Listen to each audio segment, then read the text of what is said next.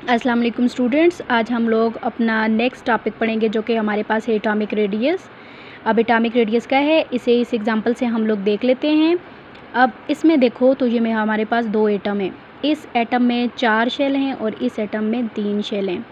अब इसका आखिरी शेल तीसरा और इसका ये जो आखिरी शेल है चौथा। इस न्यूक्लियस से जो इनके आखिरी शेल तक का जो फासला होता है इसे हम लोग कह देते हैं एटॉमिक रेडियस। तो इसका एटॉमिक रेडियस, इसमें 3 शेल हैं तो इसका एटॉमिक रेडियस क्या है कि इसके न्यूक्लियस से इसके आखिरी शेल तक का फासला, और इसी तरह से इस एटम का जो न्यूक्लियस है इसके आखिरी शेल तक का जो फासला है इसे ही हम लोग क्या कह देते हैं, एटॉमिक रेडियस।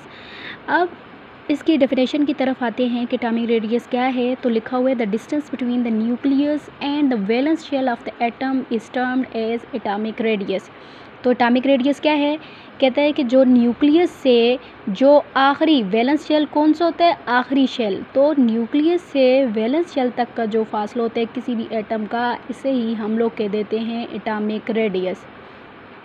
अब देखो, हर जो चीज़ है उसको अब रिप्रेजेंट एक ख़ास चीज़ से किया जाता है ना, तो इसी तरह से एटॉमिक रेडियस को भी रिप्रेजेंट किया जाता है स्मॉल आर से। तो इसमें ये मैंने जो रेडियस लिखा हुआ है इसे मैंने क्या किया हुआ है, इसके लिए मैंने स्मॉल आर लिखा हुआ है, और ये आर क्या बता रहा है, ये क्या है, एटॉमिक रेडियस को।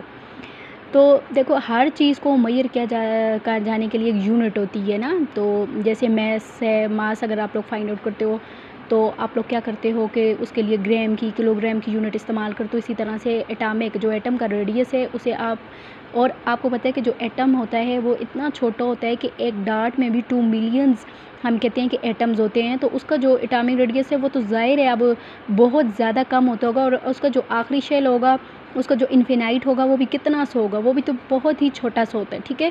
तो इसी वजह से इसको जो है वो मेजर किया जाता है नैनोमीटर में या पिकोमीटर में। नैनोमीटर का मतलब ये है कि जो 1 नैनोमीटर होता है वो इक्वल होता है 1 × 10⁻⁻9 मीटर के, और जो पिकोमीटर होता है वो बराबर होता है 1 × 10⁻12। मतलब पिकोमीटर मतलब 10⁻12, 12 जब होगा -12 तो पिकोमीटर होगा, और अगर -9 होगा तो ये क्या होगा, नैनोमीटर। अब इसके बाद है कि जो हम देखते हैं कि एटॉमिक रेडियस और ये जो नंबर ऑफ़ शेल हैं इनका आपस में क्या रिलेशन है, ठीक है। तो आपने याद रखना है कि जो नंबर ऑफ़ शेल है और जो एटॉमिक रेडियस होता है इनका डायरेक्ट रिलेशन होता है। मतलब कि जैसे जैसे नंबर ऑफ़ शेल बढ़ते जाएंगे तो उसी तरह से एटॉमिक रेडियस बढ़ता जाएगा।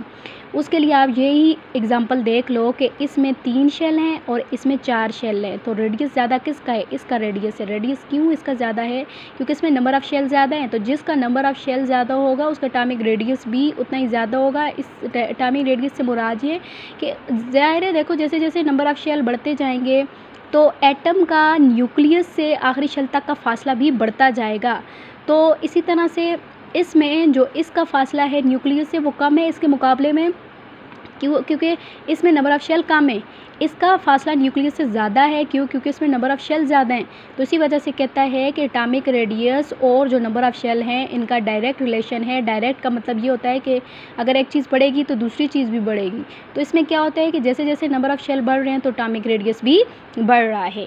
अब इसके बाद जो अहम चीज़ है ये इसकी एग्जांपल है, देखेंगे इसमें हम लोग देखते हैं एक और एग्जांपल से कि ये इसमें 1 शेल है और इसमें 3 शेल हैं। तो आप ख़ुद बताओ कि किसका एटॉमिक रेडियस ज़्यादा है।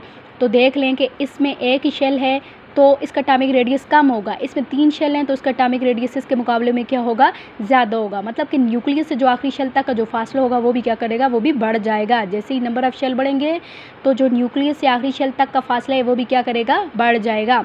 इसके बाद हम देखते हैं कि एटॉमिक रेडियस जब कभी भी हम पीरियोडिक टेबल में देख रहे हैं कि अगर डाउन द ग्रुप जाएं तो एटॉमिक रेडियस में क्या फ़र्क पड़ता है, और इसी तरह से अगर हम लोग लेफ़्ट से राइट अगर पीरियड में जाएं तो एटॉमिक रेडियस पे क्या फ़र्क पड़ेगा।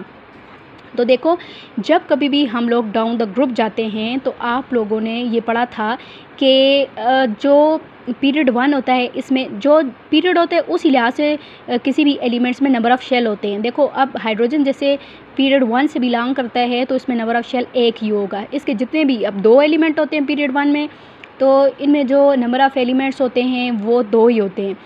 जो नंबर ऑफ़ शेल होंगे वो 2 ही होंगे। इसी तरह से जो हमारे पास पीरियड 2 है, इसके जितने भी एलिमेंट्स होंगे, और पीरियड 2 में आप लोगों को पता है कि कितने एलिमेंट्स होते हैं, 8 होते हैं। तो इन 8 के 8 एलिमेंट्स में जो नंबर ऑफ़ शेल होंगे वो 2 ही होते हैं। फिर इसी तरह से जो तीसरा पीरियड है, इसमें 3 शेल होते हैं। जो चौथा पीरियड होता है, इसके जितने भी एलिमेंट्स तीसरे पीरियड में वो शामिल होते हैं, उनके 4 ही शेल होते हैं। तो देखो, जब इससे हमें क्या पता चलता है कि जैसे ही हम लोग डाउन द ग्रुप जाते हैं, तो ये देखो हाइड्रोजन से अगर हम लोग पोटेशियम की तरफ ही आ रहे हैं, तो नंबर ऑफ़ शेल बढ़ते जा रहे हैं। हाइड्रोजन में 1 है, लिथियम में 2 है, सोडियम में 3 है, पोटेशियम में 4 है। तो इसी तरह क्या हो रहा है, नंबर ऑफ़ शेल बढ़ते जा रहे हैं। तो अभी हमने पढ़ा था कि जैसे जैसे नंबर ऑफ़ शेल बढ़ेंगे तो एटॉमिक रेडियस बढ़ता जाएगा, मतलब कि न्यूक्लियस से आखिरी शेल तक का फासला बढ़ता जाएगा। आप खुद इसको देख सकते हैं कि देखिए, जब एक शेल है तो इसका फासला कम है, न्यूक्लियस से आखिरी शेल तक का फासला कम है।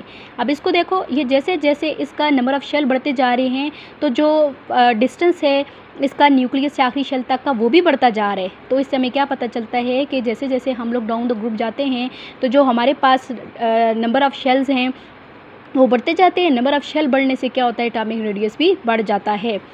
इसके बाद हम देखते हैं कि पीरियड में क्या होता है, एटॉमिक रेडियस पे क्या फ़र्क पड़ता है। तो देखो, जब कभी भी हम लोग लेफ़्ट से राइट की तरफ जाते हैं प्रोडक्ट टेबल में, तो हमारे पास क्या होता है कि आपको मैंने अभी भी बताया कि पीरियड में जितने भी चाहे एलिमेंट्स होंगे, चाहे 8 होंगे या चाहे 2 होंगे या 18 होंगे, तो उनमें जो नंबर ऑफ़ शेल हैं वो कांस्टेंट रहेंगे, वो उतने ही रहेंगे, सेम रहेंगे सब एलिमेंट्स के। तो अब क्या होगा कि लेफ़्ट से राइट जब हम अगर पीरियड में ही जा रहे हैं, तो फर्स्ट पीरियड को ही अगर देख लो, हाइड्रोजन और हीलियम को ही, तो क्या होता है, देखें अगर इसको हाइड्रोजन और हीलियम को ही देख लो, तो क्या होता है कि नंबर ऑफ़ शेल दोनों के सेम है, हाइड्रोजन का भी और हीलियम का भी। लेकिन एक चीज़ बढ़ रही है, और वो है न्यूक्लियर चार्ज। और न्यूक्लियर चार्ज हमने क्या कहा था, हमने कहा था कि न्यूक्लियर चार्ज हम लोग कहते हैं नंबर ऑफ़ प्रोटॉन को। तो जैसे जैसे इस एक ही शेल में आके इलेक्ट्रॉन ऐड हुआ ना, हाइड्रोजन का एटॉमिक नंबर 1 होता है और हीलियम का एटॉमिक नंबर 2 होता है। तो क्या हुआ कि इसमें एक इलेक्ट्रॉन हाइड्रोजन का था, तो हीलियम में दूसरा इलेक्ट्रॉन उसी एक शेल में आके ऐड हुआ। तो नंबर ऑफ़ शेल तो सेम है, लेकिन एक चीज़ चेंज हुई। वो क्या चेंज हुई कि न्यूक्लियर चार्ज इसके ऊपर 1 था और इसके ऊपर न्यूक्लियर चार्ज 2 हो गया। तो मतलब नंबर ऑफ़ प्रोटॉन बढ़ गए। नंबर ऑफ़ प्रोटॉन बढ़ने से ये होता है कि ये जो इसका आखिरी शेल पे जो होल्ड है न्यूक्लियस का, जो अट्रैक्शन है, जो पावर है, वो बढ़ जाएगी। जिस वजह से क्या होगा, इस एटम का जो साइज़ है वो जो इसका है वो श्रिंक कर जाएगा, ठीक है, वो छोटा हो जाएगा। इस वजह से जैसे ही हम लोग लेफ़्ट से राइट की तरफ जाते हैं, तो न्यूक्लियर चार्ज इंक्रीज़ करता है। न्यूक्लियर चार्ज इंक्रीज़ करने से न्यूक्लियस का आउटर मोस्ट शेल पे जो अट्रैक्शन है वो और ज़्यादा बढ़ जाएगी, उसका जो पुल है वो और ज़्यादा बढ़ जाएगा, जिसकी वजह से जो एटम का साइज़ है वो श्रिंक कर जाएगा। और हम लोग कहते हैं कि लेफ़्ट से राइट जो एटॉमिक रेडियस है वो डिक्रीज़ करता है, और उसकी वजह है न्यूक्लियर चार्ज।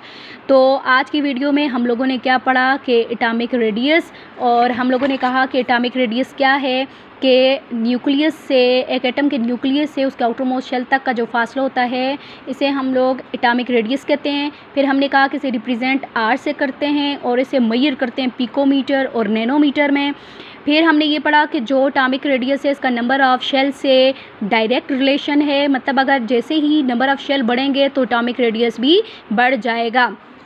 इसके बाद हमने डिस्कस किए ट्रेंड्स। इसके ट्रेंड्स हमने ये देखे कि डाउन ग्रुप जैसे ही हम लोग जाते हैं तो एटॉमिक जो नंबर ऑफ़ शेल हैं वो बढ़ते जाते हैं। नंबर ऑफ़ शेल बढ़ते हैं तो क्या होता है कि नंबर ऑफ़ शेल और एटॉमिक रेडियस का डायरेक्ट रिलेशन है। अगर एक चीज़ बढ़ेगी तो दूसरी चीज़ भी बढ़ जाएगी। तो इसी वजह से जो एटॉमिक रेडियस है वो क्या होता जाएगा, जैसे जैसे नंबर ऑफ़ शेल बढ़ेंगे तो एटॉमिक रेडियस भी बढ़ता जाता है। तो down the group number of shell increases, इसी वजह से जो एटॉमिक रेडियस है वो भी क्या कर जाता है, इंक्रीज़ कर जाता है। फिर हमने पढ़ा कि पीरियड में एटॉमिक रेडियस में क्या फ़र्क पड़ता है। तो हमने कहा कि जैसे ही हम लोग लेफ़्ट से राइट की तरफ जाते हैं तो क्या होता है कि हमारे पास क्योंकि नंबर ऑफ़ शेल तो सेम रहते हैं, तो जैसे जैसे एटॉमिक नंबर अगर बढ़ता है साथ में नंबर ऑफ़ प्रोटॉन भी बढ़ते हैं। जब नंबर ऑफ़ प्रोटॉन बढ़ते हैं मतलब न्यूक्लियर चार्ज बढ़ जाता है, न्यूक्लियस के ऊपर चार्ज बढ़ जाता है। तो जैसे ही न्यूक्लियर चार्ज, और न्यूक्लियर चार्ज क्या होता है, नंबर ऑफ़ प्रोटॉन्स, तो जैसे ही नंबर ऑफ़ प्रोटॉन्स बढ़ते हैं तो न्यूक्लियस की अट्रैक्शन आखिरी शेल पे और ज़्यादा बढ़ जाती है, वो उसको अपनी तरफ और ज़्यादा अच्छे से अट्रैक्ट करता है, जिस वजह से एटम का साइज़ श्रिंक कर जाता है। और हम लोग कहते हैं कि इसका जो एटॉमिक रेडियस है वो क्या कर जाता है, डिक्रीज़ कर जाता है। तो हम ये कह सकते हैं कि लेफ़्ट से राइट जब हम लोग जाते हैं तो जो एटॉमिक रेडियस है वो क्या करता है, वो डिक्रीज़ करता है, और down the group atomic radius क्या करता है, इंक्रीज़ करता है। तो ये तो था हमारे पास एटॉमिक रेडियस। और एटॉमिक रेडियस को ज़ाहिर एटम का साइज़ इतना छोटा होता है, इसे मेजर करना भी उतना ही ज़्यादा मुश्किल होता है। तो इसको मेजर करने के कई तरीके हैं, वो जो कि आपकी हायर क्लासेस में आपको बताए जाते हैं कि कोवलेंट रेडियाई के थ्रू आप इसको मेजर करते हो एटॉमिक रेडियस को, वंडर वाल रेडियाई के थ्रू मेजर करते हो, आयनिक रेडियाई के थ्रू मेजर करते हो। ये क्या हैं, ये भी मैं इसके लिए वीडियो बनाऊँगी कि वंडर वाल रेडियाई क्या है, आयनिक रेडियाई क्या है, कोवलेंट रेडियाई क्या है। तो आज के लिए सिर्फ और सिर्फ हमने क्या करना है, एटॉमिक रेडियस।